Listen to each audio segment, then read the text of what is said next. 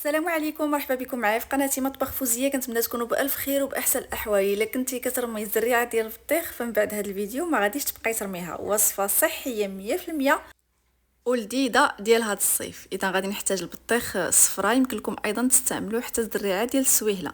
المهم انا درت البطيخ الصفراء، غادي نقسمها هكا على جوج بعد ما كنكون غسلتها طبعا. وهنايا كنحيد منها الزريعه، كنحيد الزريعه بالماء ديالها وحتى داك الخيوط اللي فيها ما تخليو حتى شي حاجه، كلشي غادي نستعملوه. كنخويها بهذا الشكل، غنغطيها بالبلاستيك ونديرها في الثلاجه حتى نبغي نستعملها. ضروري تخليوها في الثلاجه وتغطيوها باش ما كتاكسدش وما كيتبدلش اللون ديالها. بالنسبه للبطيخ غادي نقطعوه هكا فريعات ونعاود نقطعو قطع صغيره بهذا الشكل هذا. كنحاول نقسم، المهم كل ما قطعتهم صغار يكون افضل. كنقطع بهذا الشكل. بالنسبه للكميه استعملوا الكميه اللي تبغيو. انا درت تقريبا بطيخه خليت منها واحد شويه، كما كتشوفوا معايا خليت منها واحد جوج فريعات وقطعتها بهذا الشكل. المهم عمرت البواطه، كنغطيها ونخليها في المجمد حتى كتجمد ودوك الطريفات ديال البطيخ كيقصاحوا. في هذا الاثناء كنوجد الحليب ديال الزريعه ديال البطيخ. من هاد الزريعه هذه كيجي واحد الحليب نباتي اللي يمكن لكم تستعملوه في العصائر، تشربوه غير هكاك، فيه بزاف ديال الفيتامينات. وانا غادي نستعملو في الكلاص عوض الكريمه اولا الحليب، فغادي نستعمل الحليب ديال هاد الزريعه هذه. كنديرو في الكاس ديال الخلاط وكنطحنو. حاولوا تطحنوا مزيان، يعني الكاس يكون كيطحن مزيان. غادي نخففو بتقريبا واحد الكاس ديال الماء هكا باش يبغي يتصفى لي ويتطحن مزيان. صافي كنطحنو مزيان حتى ما كيبقاوش يبانوا لي طريفات بيضين، يعني كيولي الخليط كيبان فيه غير القشور صفرين، ودوك الطريفات البيضين ما كيبقاوش يبانوا، لان ديك الطريفات البيضين هما اللي كيعطيونا هذا الحليب هذا. غادي نصفيه في الاول في صفايه غليظه باش هكا كينزلوا منه دوك القشيرات الكبار. شلت هنايا الكاس بواحد نص كاس ديال الماء، وكنعاود نصفي هذا الخليط هذا في صفايه رقيقه اللي ما كدوز حتى شي حاجه، يعني كتكون رقيقه بزاف. وكنبقى هكا نصفي بشويه بشويه حتى كيتصفى كامل. كيجي خاتر واخا زدنا فيه الماء.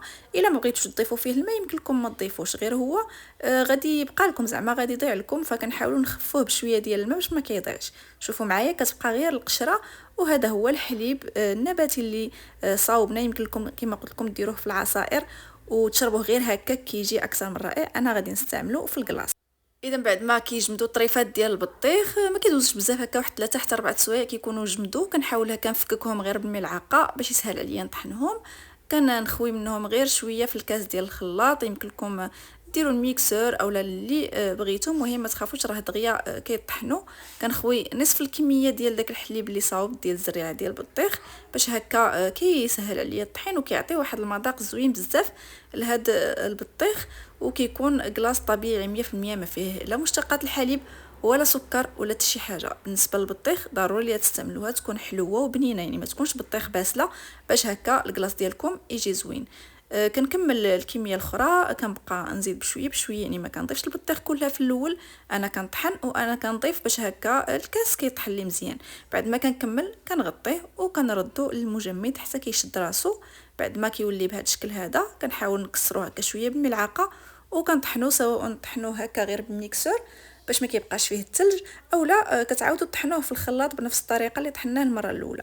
صافي بعد ما طحنتو كما شفتوا كتنقص الكميه ديالو شويه لان كيكون فيه الثلج وكيتحيد وكيذوب واحد شويه. كنغطيه ونعاود نردو للمجمد غير يشد راسو. هاد الكلاص هذا من الافضل ما تاكلوش قاصح بزاف، يعني كيتكال شويه دايب واحد شويه باش هكا ما كتحسوش بالثلج. كيجي زوين. اكيد ما كيجيش كريمي بحال الكلاص اللي كنشريو، ولكن كيبقى صحي 100% بدون سكر، خصوصا الناس اللي ما كياكلوش السكر. في هاد الكلاص هذا منعش وهكا باش ما كيحرموش راسهم من الكلاص في هذا الصيف هذا. وصلنا لنهايه الفيديو. كنتمنى تكون عجبتكم الوصفه وتخليو لي ارائكم في التعاليق، واللي جربوها يخليو لي ارائهم في التعاليق. تلاقاو في فيديو اخر ان شاء الله. بسلام عليكم.